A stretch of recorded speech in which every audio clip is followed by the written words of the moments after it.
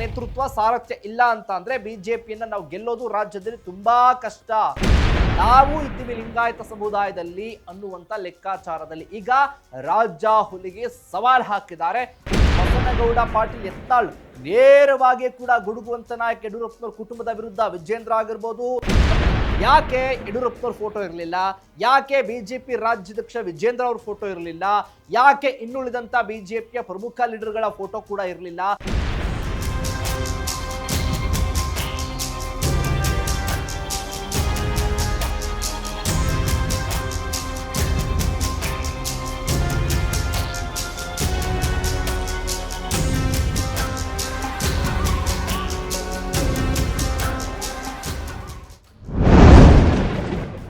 Ladies and gentleman, ಬಿಜೆಪಿಯಲ್ಲಿ ಅಸಮಾಧಾನ, ಬಣಬಡಿದಾಟ ಎಲ್ಲವೂ ಕೂಡ ಫುಲ್ ಸ್ಟಾಪ್ ಆಗಬೇಕು ಅನ್ನೋ ನಿಟ್ಟಿನಲ್ಲಿ ಹೈಕಮಾಂಡ್ ನಾಯಕರು ಬಂದು ಎಲ್ಲದಕ್ಕೂ ತೆರೆ ಎಳೆದ್ರು ಕೂಡ ರಾಜ್ಯ ಬಿಜೆಪಿಯಲ್ಲಿ ಇನ್ನೂ ಕೂಡ ಯಾವುದೂ ಸರಿ ಇಲ್ಲ ಅನ್ನೋದು ಮತ್ತೆ ಮತ್ತೆ ಪ್ರೂವ್ ಆಗ್ತಾ ಇದೆ. ಇಲ್ಲಿ ಲಿಂಗಾಯತರಿಗೆ ನಾನೇ ಲಿಂಗಾಯತರು ಯಡಿಯೂರಪ್ಪನ ಅವಶ್ಯಕತೆ ಇಲ್ಲ ಅನ್ನೋ ಲೆಕ್ಕಾಚಾರದಲ್ಲಿ ಟಾಂಗ್ ಕೊಟ್ಟಿದ್ದಾರೆ. ಮೊನ್ನೆ ನಡೆದಂತ ಉದ್ಯೋಗಾಕಾಂಕ್ಷಿಗಳ ಹೋರಾಟವನ್ನ ದೃಷ್ಟಿಯಲ್ಲಿ ಇಟ್ಕೊಂಡು ನೋಡೋದಾದ್ರೆ ಇಲ್ಲಿ ಯಾರ ಅವಶ್ಯಕತೆ ಇದೆ ಬಿಜೆಪಿಗೆ ಅನ್ನೋದು ಕೂಡ ಗೊತ್ತಾಗುತ್ತೆ. ಹಾಗಾದ್ರೆ ಏನಿದು ಸ್ಟೋರಿ? ಯಡಿಯೂರಪ್ಪನವ್ರು ಬಿಜೆಪಿಗೆ ಅವಶ್ಯಕತೆ ಇಲ್ವಾ?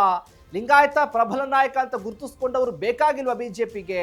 ಎಸ್ ವೀಕ್ಷಕರೇ, ಇದೇ ಫೋಕಸ್ನ ಎಕ್ಸ್ಪೋಸ್ಡ್ ಸ್ಟೋರಿ ರಾಜಾ ಹುಲಿಗೆ ಸವಾಲ್. ಎಸ್ ವೀಕ್ಷಕರೇ, ನೆಲ ಜಲ ಭಾಷೆಗಾಗಿ ಪ್ರಾಮಾಣಿಕ ಪತ್ರಿಕೋದ್ಯಮ. ನೀವು ನೋಡ್ತಾ ಇದ್ದೀರಾ ಫೋಕಸ್ ಟಿವಿ. ನಾನು ಶಿವು ರಾನರಾಪುರ.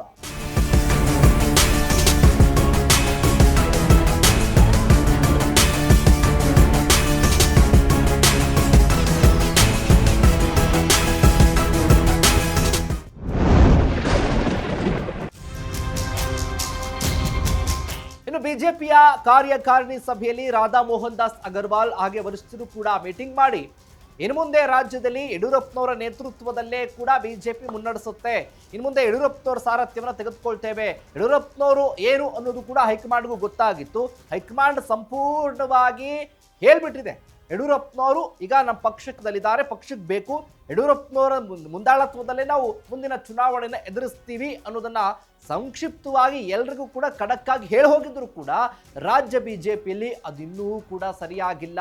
ಯಾಕಂದ್ರೆ ಮೊನ್ನೆ ಧಾರವಾಡದಲ್ಲಿ ಆದಂತಹ ಉದ್ಯೋಗಾಕಾಂಕ್ಷಿಗಳ ಹೋರಾಟ ಇದೆಯಲ್ಲ, ಆ ಹೋರಾಟದಲ್ಲಿ ಫ್ಲೆಕ್ಸ್ಗಳು ರಾರಾಜಿಸ್ತಾ ಇತ್ತು. ಯಾರ್ದು?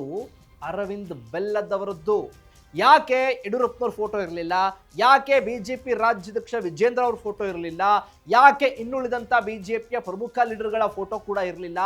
ಏನಿದರ ಅಸಲಿ ಸತ್ಯ ಹಾಗಾದ್ರೆ?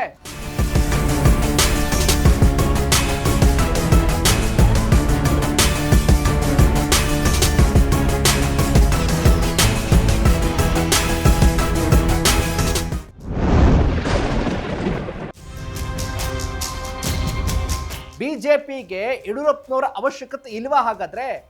ಅರವಿಂದ್ ಬೆಲ್ಲದ್ ಹೇಳಿ ಕೇಳಿ ಈಗಾಗಲೇ ಕೂಡ ಏನು ಪ್ರಹ್ಲಾದ್ ಜೋಶಿ ಅವರ ಅನುಯಾಯಿ ಕೂಡ, ಯಾಕಂದ್ರೆ ಅವರ ಮಾರ್ಗದರ್ಶನದಲ್ಲಿ ಅವ್ರ ಜೊತೆ ತುಂಬಾ ಚೆನ್ನಾಗಿದ್ದಾರೆ ಆ ಭಾಗದಲ್ಲಿ, ಅವರು ಕೂಡ ನೇರವಾಗಿ ಯಡಿಯೂರಪ್ಪನವ್ರ ವಿರುದ್ಧನೇ ಕೂಡ ತೊಡೆತಟ್ಟಿದ್ರ ಅನ್ನುವಂಥ ಪ್ರಶ್ನೆ.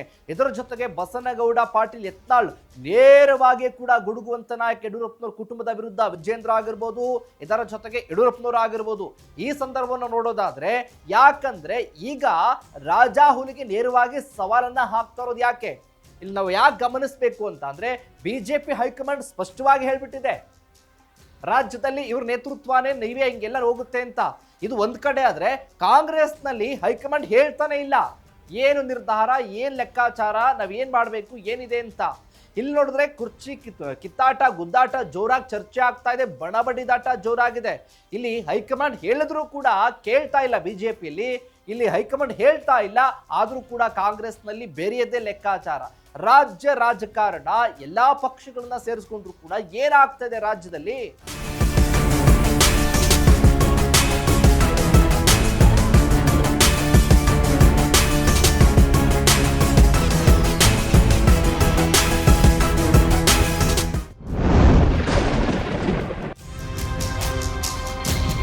ಇದರ ಜೊತೆಗೆ ಬಿಜೆಪಿಗೆ ಸಂಪೂರ್ಣವಾಗಿ ಹೈಕಮಾಂಡ್ಗೂ ಕೂಡ ಗೊತ್ತಿದೆ ಯಡಿಯೂರಪ್ಪನವರ ನೇತೃತ್ವ ಸಾರಥ್ಯ ಇಲ್ಲ ಅಂತ ಅಂದ್ರೆ ಬಿಜೆಪಿಯನ್ನ ನಾವು ಗೆಲ್ಲೋದು ರಾಜ್ಯದಲ್ಲಿ ತುಂಬಾ ಕಷ್ಟ, ಬಿಜೆಪಿ ಅಧಿಕಾರಕ್ಕೆ ತರೋದು ಕೂಡ ತುಂಬಾ ಕಷ್ಟ ಅನ್ನೋದು ಗೊತ್ತಿದೆ. ಇಂಥ ಸಂದರ್ಭದಲ್ಲೂ ಕೂಡ ಹೈಕಮಾಂಡ್ ಹೇಳಿದ್ರು ಕೂಡ ರಾಜ್ಯ ನಾಯಕರು ಇಷ್ಟೊಂದು ನಿರ್ಲಕ್ಷ್ಯವನ್ನು ವಹಿಸ್ತಾ ಇರೋದು ಯಾಕೆ ಬೇಕು ಯಡಿಯೂರಪ್ಪನವರು? ನಾನೇ ಲಿಂಗಾಯತ ನಾಯಕ, ನಾವು ಇದ್ದೀವಿ ಲಿಂಗಾಯತ ಸಮುದಾಯದಲ್ಲಿ ಅನ್ನುವಂಥ ಲೆಕ್ಕಾಚಾರದಲ್ಲಿ ಈಗ ರಾಜ ಹುಲಿಗೆ ಸವಾಲ್ ಹಾಕಿದ್ದಾರೆ. ಇದು ಎಲ್ಲಿಗೆ ಹೋಗಿ ನಿಂತ್ಕೊಳ್ಳುತ್ತೆ ಕಾದು ನೋಡೋಣ. ಇದಾಗಿತ್ತು ಫೋಕಸ್ನ ಎಕ್ಸ್ಪೋಸ್ಡ್ ಸ್ಟೋರಿ, ರಾಜ ಹುಲಿಗೆ ಸವಾಲ್. ಎಸ್ ವೀಕ್ಷಕರೇ, ನೆಲ ಜಲ ಭಾಷೆಗಾಗಿ ನೋಡ್ತಾ ಇರಿ ಫೋಕಸ್ ಟಿವಿ.